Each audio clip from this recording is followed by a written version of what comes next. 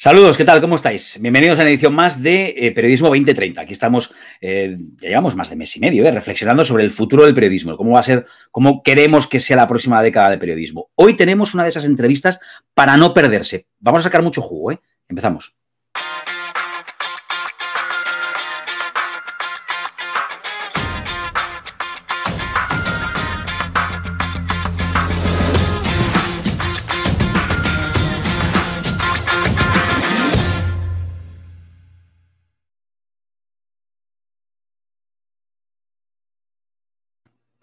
Bueno, yo diría, Fernando Jauregui, buenos días, entrevistón. Hola, buenos días, Sergio. Entrevistón hoy, ¿eh?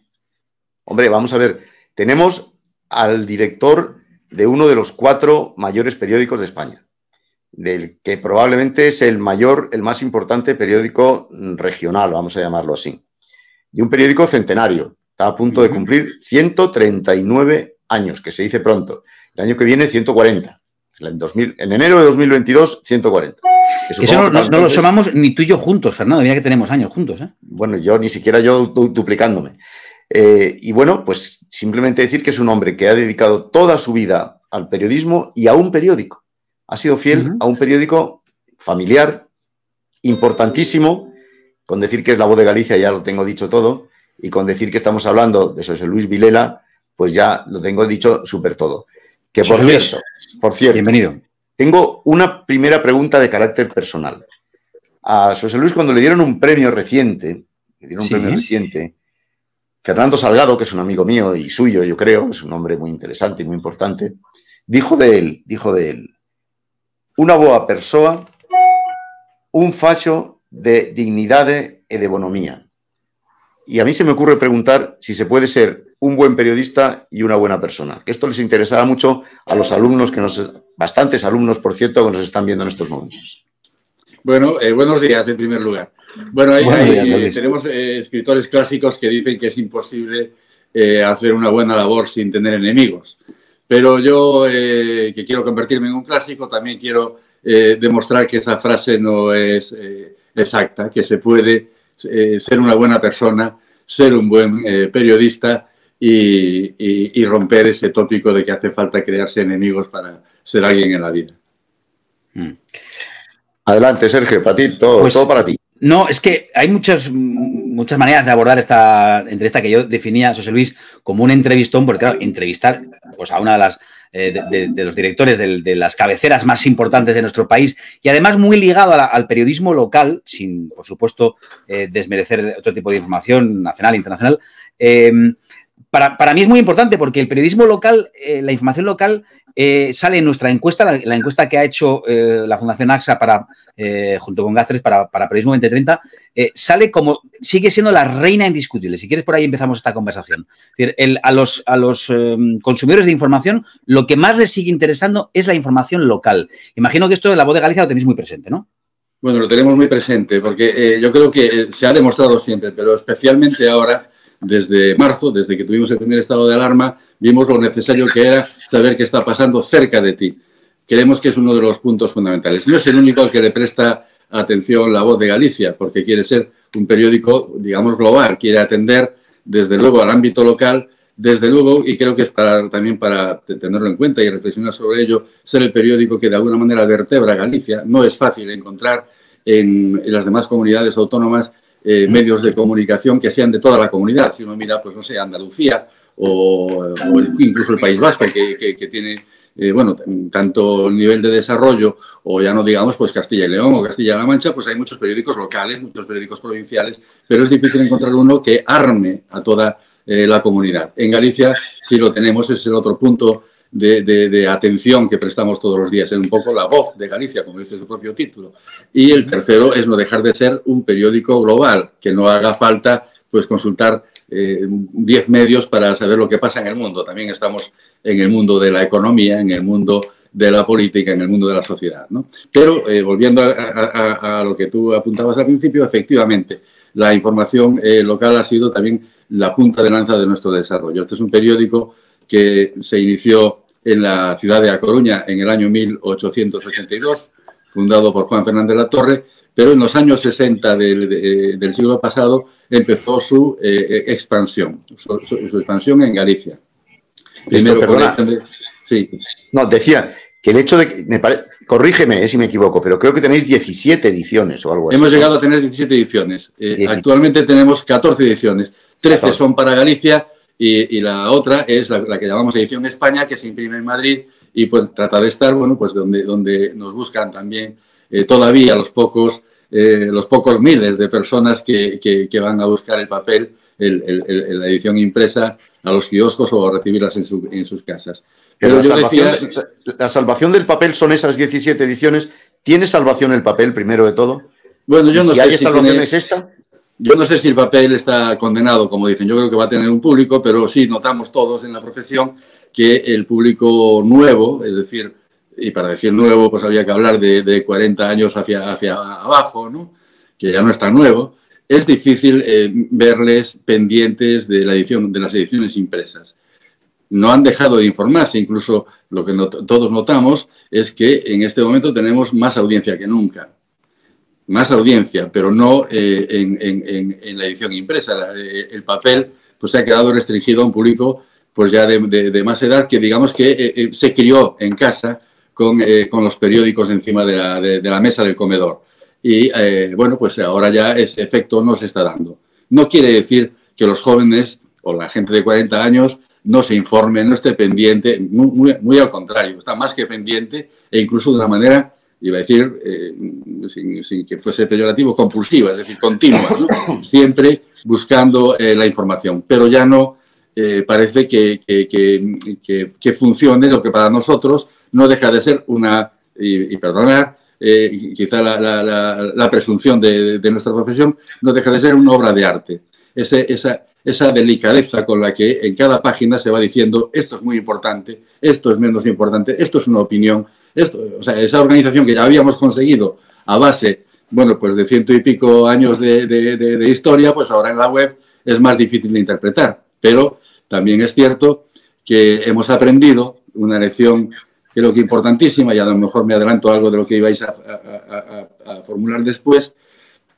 Creo que hemos aprendido que los periódicos veníamos acostumbrados a decirles a los lectores qué es lo que tienen que leer, qué es lo que tienen que conocer, y ahora los lectores nos están diciendo qué es lo que les gusta saber, lo que les gusta conocer, y quizá deberíamos bueno, quitarnos un poco de esa soberbia profesional de esto es lo importante y decirles y admitir que ellos tienen sus gustos y sus necesidades. Has tocado ya varios puntos que me parecen súper interesantes para que debatamos, ¿no? Porque, por un lado está, y aquí lo hemos debatido alguna vez en Periodismo 2030, cómo los periódicos centenarios, La Voz de Galicia lo es, os estáis preparando para esta nueva realidad en la que el papel ojalá sobreviva, pero lo tiene difícil, quizá como artículo de lujo, pero ¿cómo os estáis preparando para este mundo actual en el que parece que la única posibilidad de supervivencia está en el digital, ¿no? Te quiero preguntar por eso, ¿cómo vosotros os estáis preparando? Pero además, también me gustaría que nos que profundizáramos en esa segunda parte de lo que has dicho, de la humildad del periodista y decir, a lo mejor no somos nosotros lo que tenemos que decir que es lo importante y es el propio lector el que puede confeccionar el periódico a su gusto. A mí esto me parece muy interesante. Si queréis también lo abordamos ahora. Empezamos por la primera parte. ¿Cómo os estáis preparando para el futuro? Bueno, nosotros que como sabe Fernando, tenemos siempre preocupación por estar un poco en la vanguardia del periodismo, empezamos con esto que ya está haciendo ahora toda la prensa regional y la prensa en Madrid, que es bueno, pedir a nuestros lectores habituales que se suscriban. Empezamos en enero del año 19, o sea que ya llevamos un poquito de tiempo ensayando el prueba-error, el buscar qué fórmulas consiguen atraer no solamente la atención, que la tenemos de 1 millón de usuarios al día, sino también que entiendan que merece la pena, bueno, pues pagar los 4,95 o los 5 euros al mes que significa la suscripción digital. Digo que estamos en prueba-error porque hemos cambiado todas nuestras formas tradicionales de trabajar atendiendo a los nuevos públicos. Sabemos que tenemos un público fiel, que algunos llevan pues décadas suscritos al periódico. Esos los tenemos que evidentemente, que mimar porque son el pan de cada día, pero también tenemos que hacer esfuerzos por ganar influencia sobre este nuevo público, el público digital. ¿Cómo lo hicimos? Bueno, pues primero, a finales del año 18, desde septiembre en adelante, nos pusimos a pensar cómo organizar la redacción y creamos una organización distinta. O sea, ya no era vamos a hacer las páginas del periódico y además atender a la web, sino que pusimos a la web en el centro del trabajo. Tanto en el centro que rediseñamos la sala de redacción. Pusimos una gran pantalla en la que estamos viendo en tiempo real qué están leyendo la audiencia, qué están leyendo los suscriptores, qué estamos haciendo nosotros y qué está haciendo nuestra competencia. O sea que tenemos, digamos, no hay más que levantar la mirada del ordenador y encontrarse con los lectores ya, con lo que están buscando los lectores. Bueno, pues junto a las pantallas están 3 puestos de subdirectores de la dirección del periódico. Luego, a continuación, viene una gran mesa central donde se prepara pues, todo para la salida. Digamos que lo que era el cierre tradicional de la edición impresa, ahora, bueno, pues la mesa de publicación, donde se está atento no solo a los títulos y a los textos, sino a componer las informaciones, bueno, pues con todos los requisitos y con todos los requerimientos que exige esta nueva forma de comunicación, pues vídeos, atender las redes sociales, estar en Facebook y en Instagram, en fin, mandar notificaciones, pues todo esto, ¿no? Y a continuación, alrededor de esa gran mesa central, están las secciones que siguen pues siendo la materia prima. Sí, siguen siendo los jefes de sección, yo digo muchas veces en nuestras reuniones, que son un poco los dioses de la redacción, son los que saben lo que hay que buscar y lo que hay que contar, ¿no? Pero también hemos cambiado pues nuestra forma tradicional hasta de las reuniones, ¿no? La primera reunión la acabamos de celebrar es diariamente a las 10:30 y en ella pues cada jefe lo que hace es proponer aquellos temas que van dirigidos a 2 aspectos. 1, buscando audiencia, 2, buscando suscripciones. Y tenemos, bueno, pues todo un poco toda la organización pendiente de esto, ¿no? Esto ya os digo, empezamos en enero del 19, llevamos 1 año y pico con esta forma de trabajar, aprendiendo todos los días. Me estás poniendo los dientes largos. A mí que me he convertido en un freelance, ya no tengo, soy un homeless desde el punto de vista de los medios, me estás recordando demasiadas cosas. Pero esto que lo sepan los alumnos que tenemos aquí, esto es la parte más bonita del periodismo, esta de reunirse de pronto, decidir qué es lo que tienes que publicar, esto es una preciosidad. Qué suerte tenéis. Bueno. Sergio, tú que estás en otra dinámica. No, pero es que, bueno, no, a mí la dinámica que estás contando, evidentemente, la he vivido y la vivo en la profesión. No, digo que estás en una dinámica diferente a la mía, a la del freelance. Que, por cierto, vamos a hacer un debate sobre freelancismo el día 10. Ya lo habéis desde ahora. Sí. Pues un debate súper interesante donde Fernando tendrá mucho que contar ahí de esa manera de trabajar, ¿no?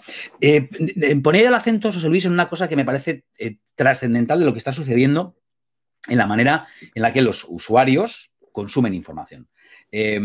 Yo alguna ya lo he contado aquí porque es un fenómeno que a mí realmente me suscita muchas dudas, que es la llamada burbuja, ¿no? El filtro burbuja de la que habló Elie Pariser en ese libro, que se llamaba así, el filtro burbuja, que le da muchísima importancia al algoritmo. El algoritmo decide qué sale en mi timeline de Twitter o de Facebook o qué sale cuando yo busco en Google, ¿no? ¿Por qué? Porque el algoritmo aprende de mis gustos en función de lo que yo he buscado y he seleccionado previamente. Sé no me cuenta, digamos, la realidad, aunque la realidad es complejo, me cuenta lo que sabe que yo quiero conocer. No sé si te referías a eso, José Luis, cuando decías hace un momento, quizá nosotros tenemos que ser más humildes y admitir que es el propio usuario, el propio lector del periódico, el que puede ordenar la información y leer aquello que le interesa. Sí, nosotros, bueno, con estas fórmulas para seguir a la audiencia, que lo conocéis, el Chatbit, por ejemplo, pues nuestros redactores y yo mismo tenemos en el teléfono la aplicación y estamos viendo, podemos ver ahora mismo cuántos lectores están llegando a la página web y qué están viendo, qué noticias están viendo, ¿no? E incluso el tiempo de permanencia en ellas. La herramienta es tremenda, también te puede hacer naufragar en una tormenta en el mar, ¿no? Porque es tanta la información que tienes que, bueno, filtrarla un poco. pero no deja de ser una herramienta bueno, de primera necesidad, podríamos decir hoy, para saber qué están demandando de ti.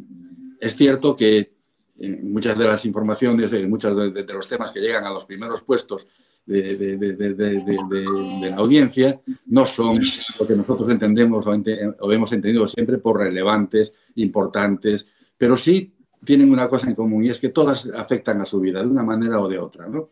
O por la curiosidad que tiene, o por los temas que siguen y les interesa, etcétera. Entonces, bueno, desde luego, yo antes decía que desde que tenemos estas herramientas hemos pasado por distintas fases. La primera fase, no se puede negar, fue un poco de depresión. Nosotros que veníamos de decir, pero hombre, si estamos dedicados a cosas importantísimas. Por ejemplo, ayer el presidente del gobierno cenó con no sé quién. Importantísimo era todo aquello, ¿no? Nos encontramos con que los gustos y la necesidad de información de nuestros lectores era totalmente distinta. Temas que nosotros no valorábamos, que los dejábamos. Entonces, después de esa fase de depresión, entendimos que lo que debemos cuidar, lo que les interesa a los lectores, a la audiencia en general, es aquello que le afecta, de una manera o de otra, que le afecta para su profesión, que le afecta para su proyecto de vida, que le afecta para sus emociones, para todo. Y entonces, bueno, pues tenemos que lo he dicho alguna vez, tenemos que pensar que cuando José Coronado pues tiene un infarto, como tuve yo, y sube en la audiencia arriba del todo, hay que entender que la gente lo está viendo como a su amigo. O sea, es algo que le está afectando personalmente. Entonces, si queremos un medio de comunicación que atienda a todas las necesidades de la audiencia, tenemos que aceptar, pasar de aquella depresión de que, pero hombre, pero ¿qué es lo que están leyendo? Aceptar los gustos y las necesidades de los lectores. A lo mejor, y además que es el otro filtro para no perderse en el mare magnum, tenemos que estar también atentos a aquello que, aunque ni siquiera lo tengan en cuenta ahora, les va a afectar o les afecta a su vida. Pues no sé, los propios cambios políticos, ¿no? Que Biden gane o pierda las elecciones, que afortunadamente las gana, sucede, parece que está lejos de nuestra vida, pero ya vemos que sí. Y una de las cosas que creo que ha hecho ver a todo el mundo bueno, esta pandemia, todos sabemos que en los países democráticos la participación en las elecciones, bueno, pues no es del 100%, sino de la mitad, ¿no? O del 60%. Bueno, pero todos hemos visto que cuando alguien es elegido, toma decisiones que pueden afectar totalmente sobre nuestra vida, ¿no? Hay que respetar los gustos y las necesidades informativas de los lectores y también ir un poco por delante de ellos y decirles, mira, es que esto te va a afectar. Estamos hablando de esta cosa tan aburrida que es, por ejemplo, pues las cuotas de pesca, porque de alguna forma te van a afectar cuando se decidan en Bruselas, ¿no? O estamos hablando de este otro tema que te parece tan lejano porque va a venir a afectarte. Y bueno, hay que hacer esa rosca metiendo todos los ingredientes, hacer que el guiso sea potente, interesante y que tenga también esa trascendencia, esa relevancia. Pero puede que a los periodistas nos pase un poco lo que a los políticos, José Luis, y es que no hablamos lo suficientemente con la gente, no nos metemos lo suficiente con la gente. Entonces, a nosotros nos sigue pareciendo mucho más importante que el presidente de la Xunta cene con el presidente del gobierno, aunque eso puede tener su importancia, o que cene con yo que sé quién, que realmente temas que afectan muchísimo a la gente. Y a lo mejor ese está siendo nuestro error, y a lo mejor por eso estamos perdiendo cierta cuota de mercado, aunque ya veo que vosotros no la perdéis. Ya veo y me alegro, además. Bueno, ya sabes que todos los periódicos estamos bajando en la difusión, estamos todos, bueno, ¿cómo decirlo? Estamos todos enfermos, muchos de ellos en la UCI, y nosotros en planta, pero es igual, estamos enfermos, es decir, nadie puede decir que está subiendo, ¿no?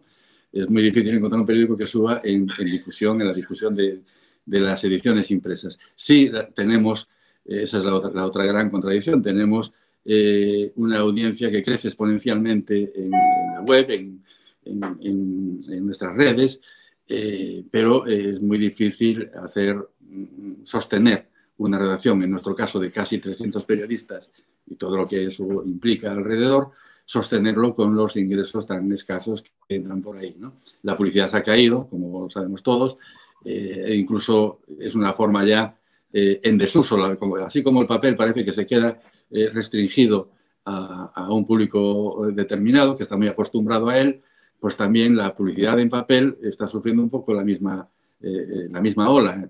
Y en Internet no, José Luis. En Internet no está sufriendo la publicidad. En Internet tuvo un momento de gran despegue, ahora ya no crece de aquella manera, sino que, bueno, está en fase meseta, pero es que además es imposible igualar los ingresos que se consiguen por la publicidad en la web que los que se conseguían por el papel, aún teniendo en cuenta todo lo que ha bajado, bueno, pues conseguir publicar un módulo o una página en edición impresa, ¿no? Aún así, la diferencia con lo que cuesta para un anunciante acudir a la web es notable. Esa gran contradicción lo que nos tiene a todos muy preocupados, pensando, uno no puede pensar a 5 años cómo va a estar. Antes decíais que a ver cómo estamos en el 2030, ¿no? Y yo recuerdo que en el año 2002 nos reunimos, bueno, los directivos de la redacción, nos fuimos a una casa rural y nos pusimos a pensar cómo estaríamos en el 2010. En algunas cosas acertamos, evidentemente, en otras no. Pero hoy nadie se plantea cómo vamos a estar dentro de 5 años. De 5 años. Tenemos que estar un poco día a día, porque aún no sabemos resolver esa ecuación tan difícil que es muchísima audiencia y menos recursos. Así que ojalá encuentre alguien esa varita mágica, ¿no? Esa última idea casi es el core de todo el debate, ¿no? Está o sea, porque, claro, es una contradicción. Es decir, está subiendo el consumo de información más que nunca, sin embargo, no se monetiza como antes y esto, pues no sabemos cómo se va a resolver, ¿no? Hay otra pregunta que quedaba antes pendiente, que me quedaba a mí pendiente en el tintero, porque hay un asunto que me parece súper importante sobre el papel que cumplimos los periodistas, claro. Es cierto que tenemos que ser más humildes y me ha encantado cómo has descrito ese momento de depresión, ¿no? De primero ver que lo que nosotros catalogábamos de importante no es lo que los lectores catalogaban como importante. Pero yo me pregunto si no tenemos también, te lo pregunto a ti, José Luis, si los periodistas no tenemos que estar también precisamente ahí para contarle a los lectores incluso aquello que no quieren leer. Si no es nuestro verdadero papel, porque para lo demás ya están los motores de búsqueda y ya están los algoritmos. Eso es así, es así. Y de hecho, yo antes decía que lo bien que habíamos hecho ya pues la maquetación de los periódicos, ¿no? Que ya habíamos encontrado la fórmula para decir esto es lo muy importante, esto merece reflexión, tus ojos están puestos en esta foto que te está contando pues la guerra en no sé dónde, ¿no? Bueno, pues efectivamente hoy los motores de búsqueda dicen, ¿a mí qué me interesa? Pues me interesa la música, pues me voy a buscar la música y que me dejen sin lo demás. Pero todavía seguimos pensando que una persona que está en el mundo, que está en su mundo y que participa en la sociedad, necesita tener una visión global. Y la visión global se la dan los buenos medios de comunicación. No hay otra forma de obtenerla. Uno puede tener y divertirse mucho, incluso bueno, pues emocionarse con sus amigos en Facebook, puede compartir lo que quiera, pero no le da esa visión global de situarse en el mundo y de tratar, es muy difícil entender el mundo, tratar de entenderlo, ¿no? Si lo hacen los medios de comunicación solventes, que no publican pues, sin comprobar, bueno, que siguen todas nuestras reglas, ¿no? Pues no sé, parecemos todos unos informales, parecemos que contamos cualquier cosa, mucha gente nos llama y dice, eso es mentira, eso es mentira. Los periodistas serios no escribimos mentiras, ni contamos mentiras, ni nos ponemos delante de un micrófono a contar mentiras. Lo que tratamos es de buscar la verdad. No siempre la verdad está diáfana y clarita y la vas a encontrar en la primera búsqueda, pero no vamos a mentir. Si nosotros decimos que, bueno, pues que se desplomó un edificio, no es que nos lo hayamos inventado para ver cómo atraemos a la audiencia, ¿no?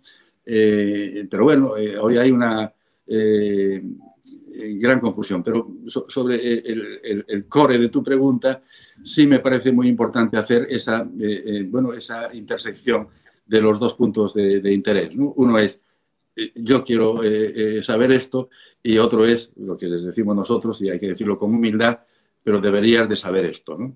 Así que, bueno, pues no sé, se acaban de aprobar los presupuestos del Estado que están muy politizados, o los presupuestos de Galicia, donde hay mayoría absoluta. Nosotros hemos dedicado páginas y páginas, tanto en las páginas de información general como en las de las ediciones locales, a contar pues detalle a detalle todo lo que tienen de relevancia los presupuestos, en qué se va a invertir el dinero, qué cosas se atienden y qué cosas no. Bueno, no ha sido lo más leído, ¿no? Lo más leído pues han sido pues otras cosas. Si coincidió con la muerte de Maradona, pues ya os podéis imaginar qué es lo que ha sido más leído, ¿no? O pues no sé, incluso con los ecos de lo que está pasando en los programas de audiencia masiva de la televisión. Eso es lo que más llama a picar. Quizá no es que el público solo le interese ese, quizá es porque haya temas en los que entra todo el público y hay temas en los que entra un público, digamos, más específico, ¿no? Y a veces también nos confundimos y pensamos, pero solamente quieren esto. No, hombre, no, es que hayas entrado tú, ha entrado el cirujano del hospital y ha entrado, no sé, el estudiante, ¿no? Ahí hemos entrado todos y en otros todos unos cuantos. Pero sí es cierto que nosotros debemos seguir manteniendo la relevancia de que esto, que quizá parezca que es frío para ti, sin embargo tiene su importancia. Y también elegir las informaciones que damos por esa importancia y no solamente bueno, por interés de las fuentes, que muchas veces nos pasa, ¿no? Eso es, Luis. Noticia es todo aquello que alguien no quiere que se publique y lo demás es publicidad o peloteo. Hoy en día no es verdad que se están publicando muchas más cosas que sí le interesan a alguien que se publique que cosas que no interesan que se publique. Y eso te lo pregunto a ti, que eres el director de uno de los periódicos que tiene más fama de independiente de España. Quizá, pregunto, porque es un periódico familiar, creado por un empresario de verdad, no por otras razones, seguramente. Bueno, yo agradezco eso que dices, porque en estos bueno, la verdad.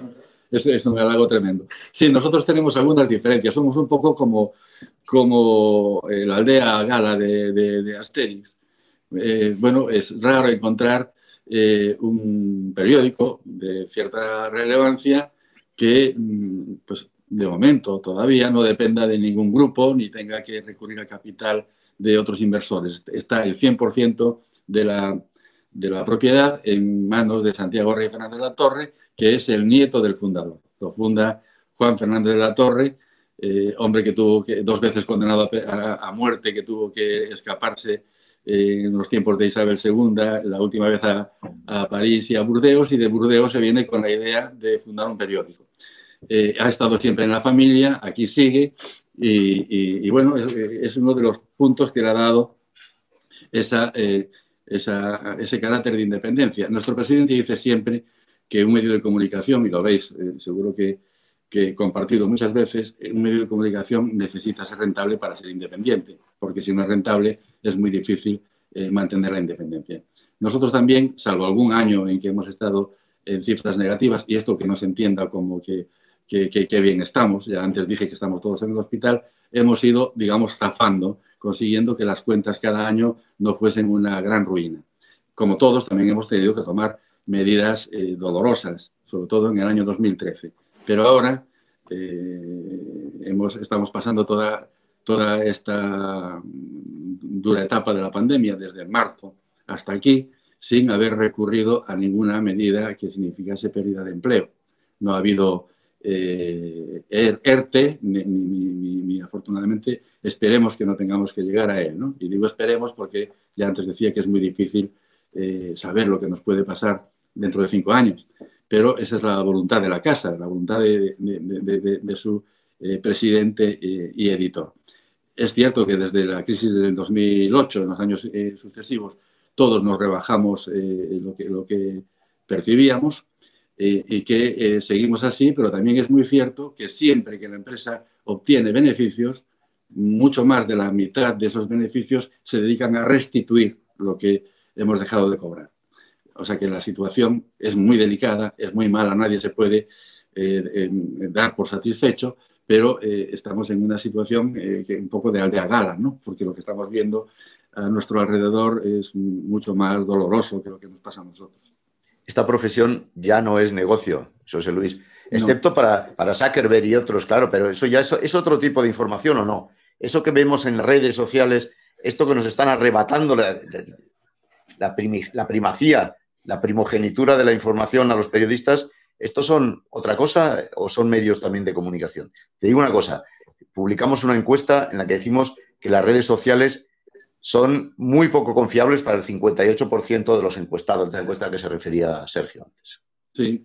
Bueno, nosotros una de las cosas que tenemos a gala en esto es que cuando en el FIS ya sabemos también pues, todo lo que se dice sobre su credibilidad, pregunta por aquellos medios en los que la gente se informa, pues por ejemplo de la actualidad política, nosotros aparecemos siempre muy bien situados, entre los primeros puestos, en el cuarto, en el tercero.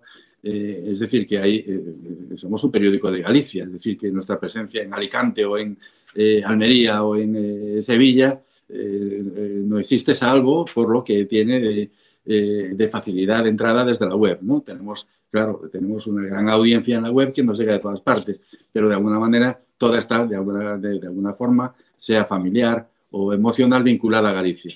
Tenemos, es un detalle además que a mí me llama mucho la atención.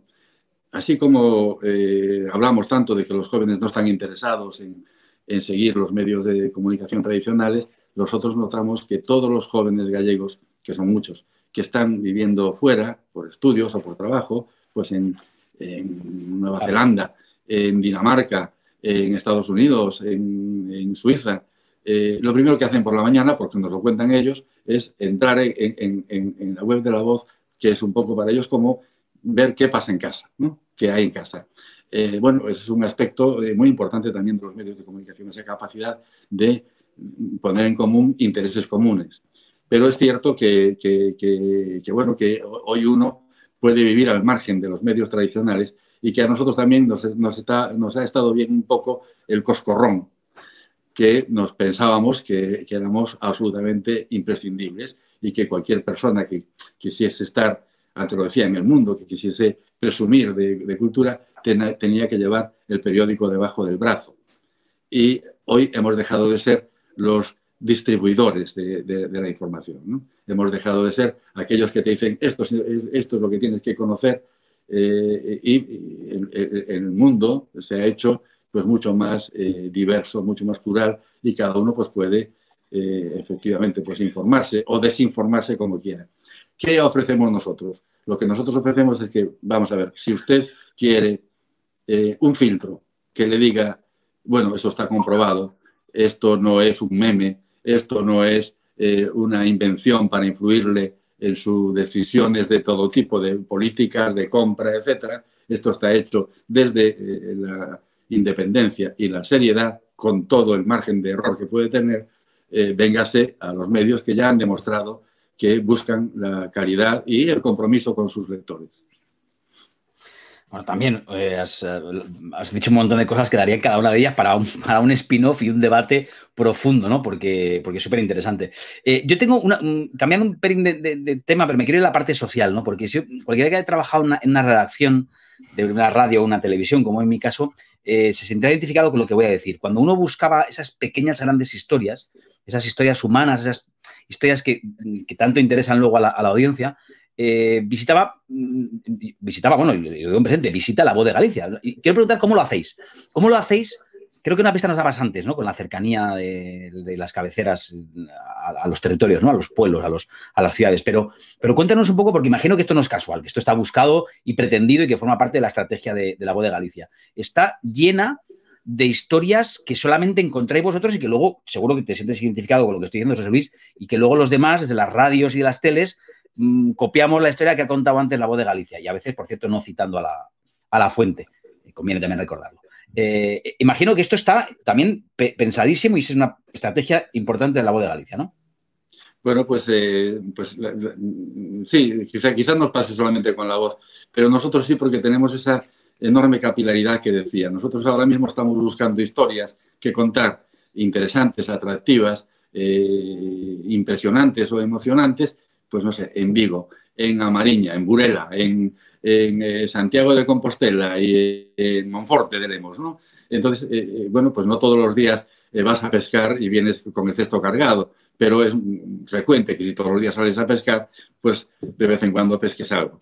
Y nosotros sí, pues tenemos mucha querencia por eso que decía, por la proximidad. Y la proximidad también, y a lo mejor ya me repito mucho en el término, la proximidad emocional. Es decir, cualquier cosa que le está pasando a una persona en la que se pueden ver reflejados los demás, debemos afrontarla pues, con el cariño y con el respeto que merece. Pues acabamos de hacer, por ejemplo, unos grandes reportajes sobre la violencia de género. Hemos traído a la web testimonios de mujeres que los han sufrido, que los han contado en directo, pero pues con un dolor tremendo, ¿no? Y buscamos historias mucho más, digamos, positivas y alegres, buscamos de todo. Y con frecuencia lo encontramos y pues vemos que, claro, o por la curiosidad o por, el interés que suscitan, son reproducidas por otros medios. A nosotros nos parece bien que nos reproduzcan. De hecho, una de mis tareas por la mañana es despachar las peticiones que nos llegan de televisiones y de medios pidiéndonos este vídeo, esta foto, este tal, etcétera, ¿no? Ahí, evidentemente, para nosotros bueno, pues, está muy bien poder acceder a todo eso. Únicamente lo que buscamos, y se entenderá, es no caer siempre en que parezca que somos los de los sucesos, ¿no? Porque no somos los de los sucesos, los de los temas complicados. El periódico lo tiene que contar todo, pero no coger pues, una etiqueta que no nos corresponde. Perdona, los mejores escritores de periódicos son los de sucesos y los de deportes. Son los que más cuidado ponen a la hora de escribir. Así que, oiga, mucho respeto para los sucesos, que es un género periodístico importantísimo. Importantísimo. Y los de deportes que acabas de citar. Nadie se puede imaginar, aunque después nos digan, pero está lleno de erratas o no coincido con lo que dice, pero ¿cómo se puede decir esto? Un redactor de deportes, por ejemplo, esta noche viendo un partido de la Champions, cuando el partido acabe a las 11, a las 11:05 está su página, su valoración de los jugadores, sus pies de fotos, es una máquina de trabajo, no, rapidísimo, que cualquiera yo mismo pienso, pero a mí no me daría tiempo, tendría que escribir la crónica mucho antes de que acabase el partido, ¿no? Bueno, pues eso es lo que aportan. Y encima hemos visto todos y hemos disfrutado tanto, yo que no soy nada futbolero, he disfrutado muchísimas crónicas de partidos de fútbol por el carácter ese creativo que han conseguido, ¿no? O sea, que no es solamente fulanito en el minuto 7 estuvo a punto de marcar, sino que es, bueno, pues una épica, es contar una historia como las de la literatura, ¿no? Mira, has dicho contar una historia, y es que yo la pregunta anterior te la formulaba por lo que te quiero preguntar ahora, y es por ir sacando alguna conclusión de cara al futuro, ¿no? Y a los alumnos de periodismo o jóvenes periodistas que nos están viendo. ¿Es la esencia del periodismo, es contar buenas historias, la salvación? Aunque fíjate que hemos dedicado buena parte de la conversación inicial a hablar de tecnología, que nos tiene todos la tecnología porque está cambiando esto, y hablar de la organización empresarial, que también está cambiando. Pero al final, en el fondo, no estamos prestando la suficiente atención a lo que es la esencia de nuestra profesión, que es contar buenas historias. Desde luego, yo creo que nuestra profesión tiene esa finalidad que decía antes de hacer que cualquier persona que siga los medios de calidad pueda conformar su posición en el mundo, o sea, que entienda lo que sucede en todo, en el precio de la lechuga y en lo que tiene que votar dentro de un tiempo, ¿no?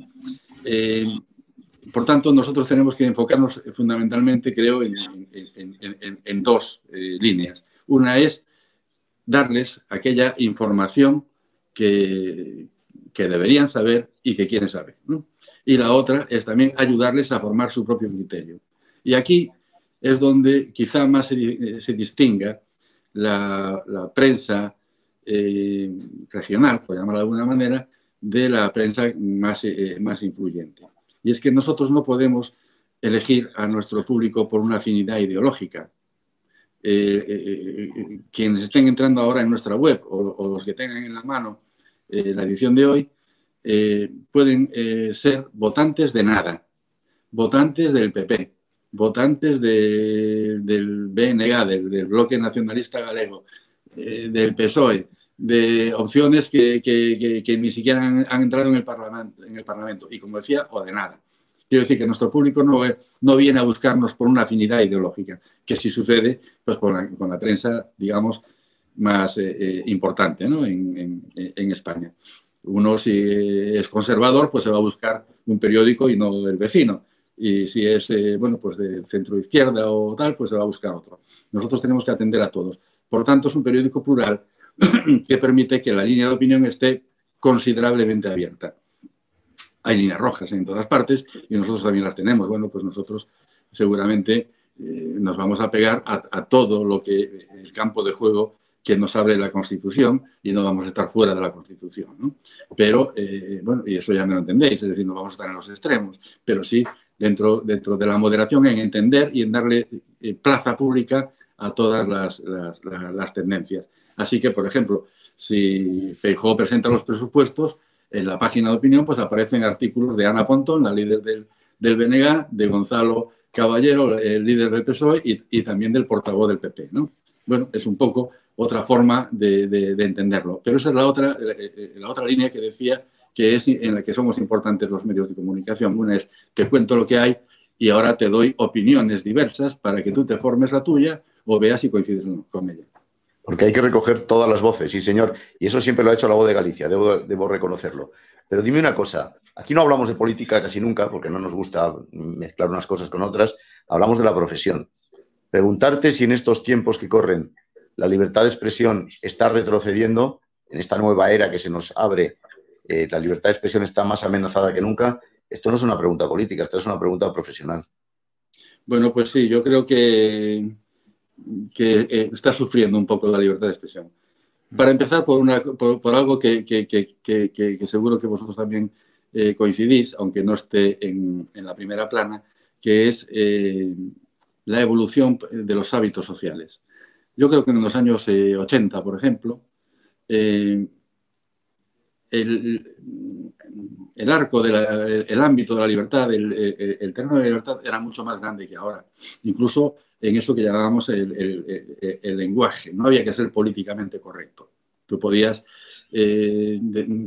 aplicar la palabra que se había aplicado desde que conocías el idioma a cualquier cosa, ¿no? Sin necesidad de buscarle ribetes para hacerla más bonita.